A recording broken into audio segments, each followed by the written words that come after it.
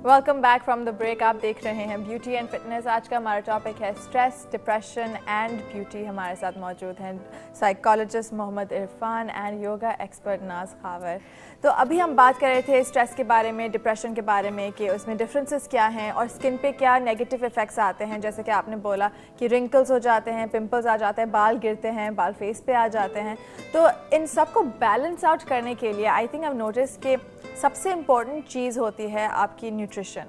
Fitness तो एक जगह पे है, you have to do your yoga, आपको करना है, आपको स्ट्रेस रिलीविंग एक्सरसाइजेस करनी है, लेकिन न्यूट्रिशन कितनी इम्पॉर्टेंट है हमारी स्किन और बालों के लिए? न्यूट्रिशन डेफिनेटली वो तो आप जो खा रहे हैं वही तो आपके स्किन पे नज़र आ रहा है। Right. अगर आप फ्रूट ज़्यादा खा रहे हैं तो वो आपके स्किन पे नज़र आएगा।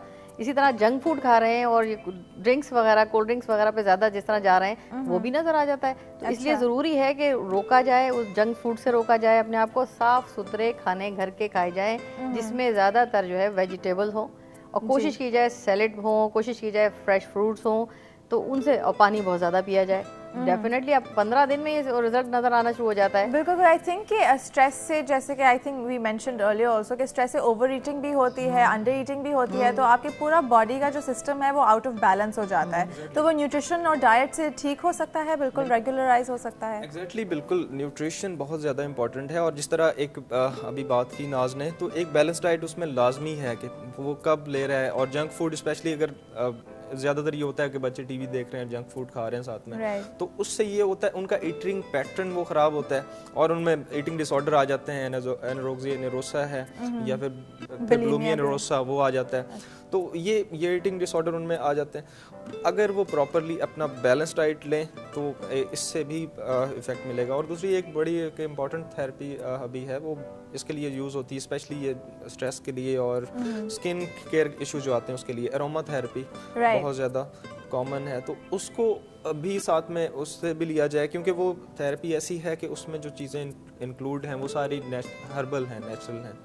उससे ये है कि एक तो और दूसरा साथ में मसाज भी रेगुलरली वो रेकमेंड किया जाता है कि ऐसे पेशेंट जिनके साथ स्किन के प्रॉब्लम है वो मसाज रेगुलरली वो लें। अच्छा, ये बड़ी अच्छी प्रिस्क्रिप्शन है कि अगर आपके टेंशन आप जाएं, मसाज लेके आएं, रिलैक्स होते हैं, बहुत रिलैक्स फील होता है। नहीं, बिल्कुल। और उसके डिफरेंट फ्लेवर्स भी तो हैं मार्केट में। शायद नाज हमें बेहतर उसके बारे में बता सकें कि वो बिल्कुल ऐसा होता है कि फिट आपके मिजाज के। अच्छा, आई थिंक ये काफ़ी एक्सट्रैक्ट्स वगैरह भी इस्तेमाल होते हैं क्योंकि आपके सेंस ऑफ स्मेल को भी ओपन अप करते हैं। जैसे कि लैवेंडर का भी आई थिंक इस्तेमाल किया जाता है अगर आपको नींद ना आए। Yes, right. तो ऐसी बहुत सारी चीज़ें होती हैं जो आप इस्तेमाल करते हैं for massages, just for the sense of smell, relax. Actually सारा चीज़ देखिए ना माइंड से है। जब माइंड आपका रिलैक्स होगा तो तभी तो आप अच्छा फील करेंगे।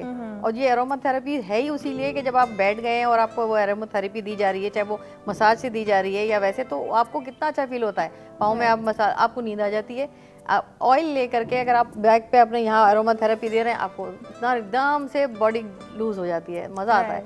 तो वो सब चीज़ें हैं ना, वो उन सबको यूज़ करना चाहिए ना। अच्छा, अरोमा की थेरेपी की जब बात आती है तो मुझे ये भी याद आता है कि आप रेकी भी प्रैक्टिस करती हैं। तो रेकी क्या होता है एग्जैक्टली?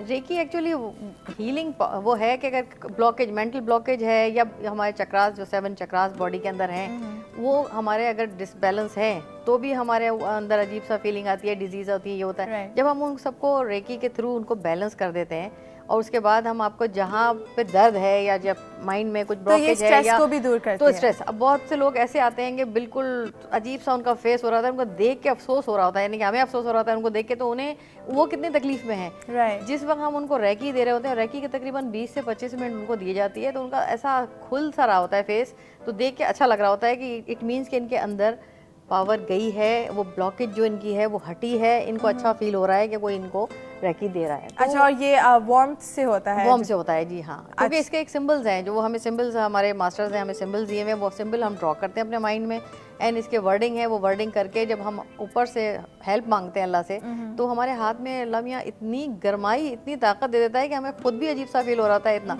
और वैसे भी जब हम अपने हाथ दोनों मिलाते हैं, थोड़े से डिस्टेंस से हाथ रखेंगे, हमें हीट फील होगी। तो हमारे अंदर से हीट तो आ रही है ना। अब फील, अब ऐसे करके देखें, फील करें, आपको हीट आ रही है। तो अब जब हम दोनों हाथ ऐसे मिलाते हैं कि हम अपने दोनों ब्रेन को मिला रहे हैं। अच्छा, क्योंकि जब ये अब हमने यूं मिला कि जब हम रिलैक्स करने बैठ रहे होते हैं तो ये हमारे लोग समझते हैं कि हम नमस्ते कर रहे हैं। राइट। हम तो अपने लिए कर रहे हैं, हम नहीं, तो लेकिन अपने ये नमस्ते की बात भी जब करते हैं तो योगा में I think lot of Yes, बहुत ये- प्रैक्टिस किया जाता है, हाँ, नॉट ये बिकॉज़ mind कि को ये कर- किसी no, ये रिलीजन mind, से हाँ, है। इसके रिलीजन से कोई ताल्लुक, ये माइंड को रिलैक्स करने के लिए है कि Right. अब आपके दोनों माइंड रिलैक्स हो गए, अब आप ऐसे करके बैठे हुए हैं।